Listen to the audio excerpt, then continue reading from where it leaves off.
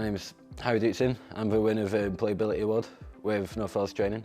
Well, the main reason I was doing the Employability qualification is to just enhance my CV mostly and get more qualifications out of what I was doing really in my life. Well, through working with the Gannery Key, doing my apprentice, obviously you're getting a lot more confidence through working with different people and whatnot, and obviously you're getting more ambitious to maybe get a future promotion or get better qualifications. One of the biggest advantages is obviously there's very few people at work that are doing this course or a course like it.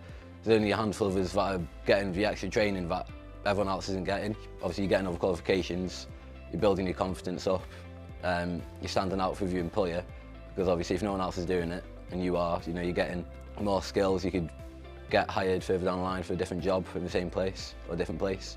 I just say may as well go and do it, because you're not taking up any more of your time, because you're doing what you'd be doing anyway, and you're getting extra things upon your CV as well as work and money. So there's not really any downside to doing an apprenticeship.